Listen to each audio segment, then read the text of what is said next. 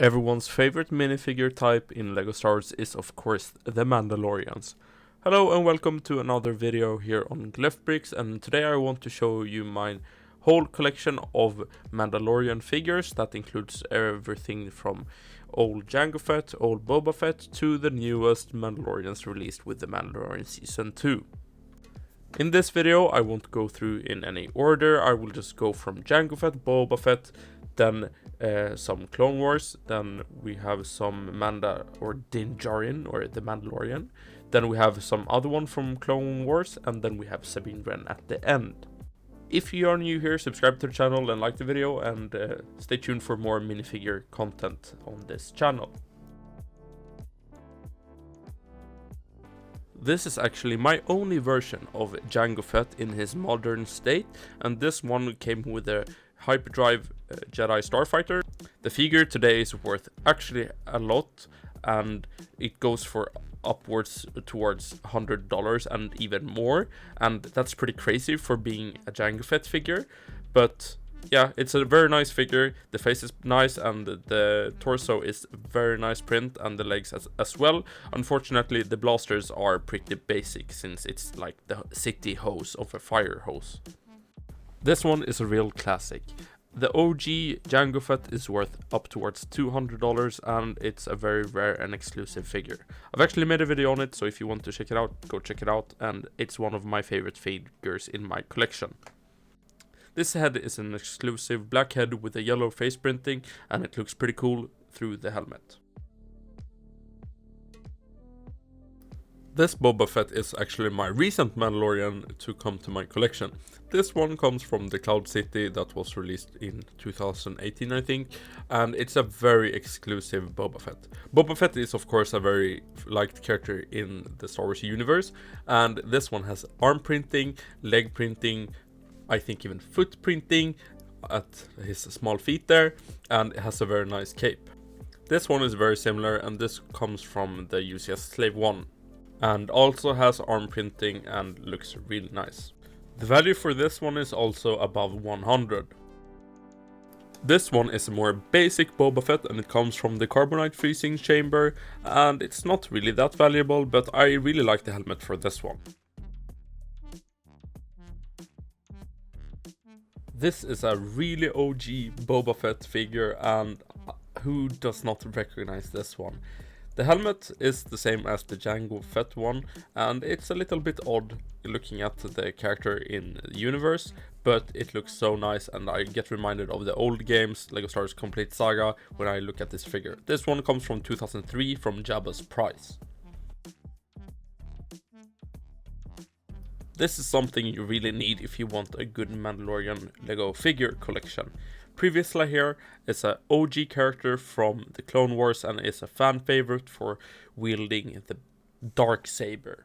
His helmet is unique with a Vizsla print on the top of it, and he has a unique face to him. He also has a cloth piece like Boba Fett, for example, but this one is very nice and it has a printing on a Mandalorian logo on it.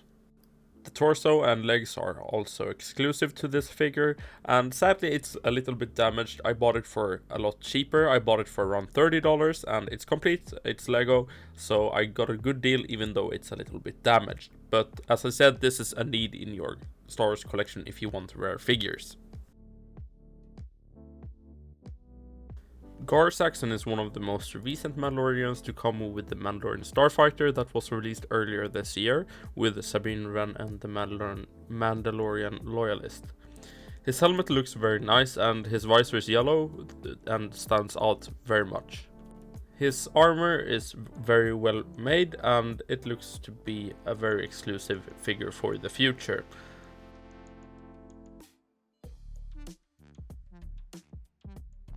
Bo-Katan Kryze was a long-awaited figure that has a very nice helmet print, and it's also a fan favorite from the Clone Wars, and came also in the Mandalorian Season 2.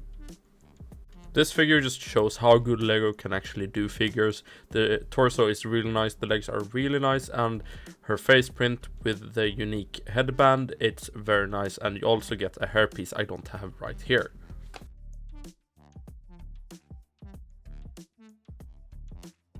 The armor was first seen in Mandalorian Season 1, and it was also a long-awaited figure that people just wanted, because we all want more Mandalorians. The helmet mold is the same as Gar Saxon, but the visor is very unique, and the helmet looks a little bit off what actually the character in the series looks like. Also, it could have had a fur piece on its neck, because the armor in the show has it, and it looks pretty weird without one. But overall, a nice figure that will probably stay exclusive to the Mandalorian Forge.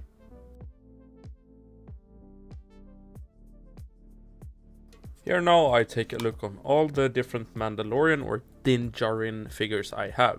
From the left I have the OG version, and that was released in the AT-ST Raider and the Razor Crest.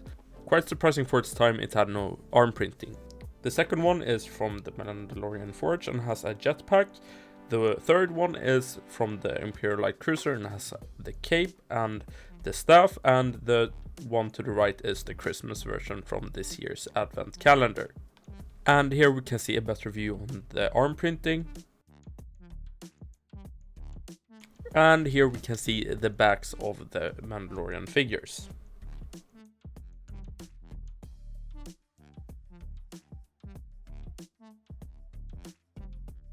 Here we have two different versions of a Mandalorian loyalist or a soldier.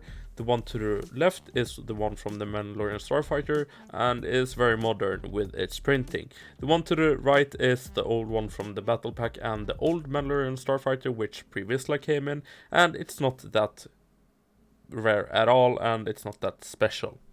The one to the right is the Death Watch version of it, and it's the previously gang one, but I think they look pretty similar, and I could see that the one to the left is a more modernized version of the one to the right.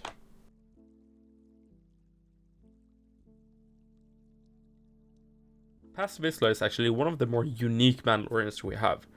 We have a really nice baby blue color to its armor, and unfortunately there's no face on this character, but it has a really nice armor piece, and it's the same one that Wrecker has.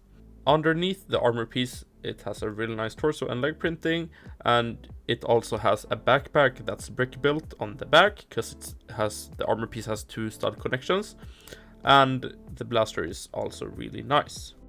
This would be the heavy class of the Mandalorian, and it looks to be a really nice investment in the Mandalorian Forge, since I think we will only get this once in that set with the armor. On the armor piece itself, it has a really nice Mandalorian logo, the same that Boba Fett has and we see throughout Star Wars, and it's just a really nice detail.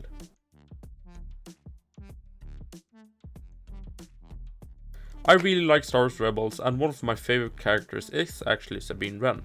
She was at the Imperial Pilot Academy and then went to the Rebel Alliance to fight for the Rebels instead of the Imperials, and she has a very nice character arc in the story. The two first figures is actually the same figure. I just want to display one with the hairpiece and one with the helmet, because she has in the set she has both, and I just wanted to display them with two. The third one comes from an advent calendar, I think, and has a better armor printing, and it's just also a nice variation of Sabine. This was actually my whole Mandalorian collection. If you like this video, please like it, because I spent some time on it and I want to do this content for my YouTube channel now. I've bought equipment for these videos, as you can see probably, and I hope that you like to see these videos about LEGO characters. If you want me to show any of my collection in other things, like clones or whatever, just write down in the comments below, and I'll see you guys in the next one. Bye bye.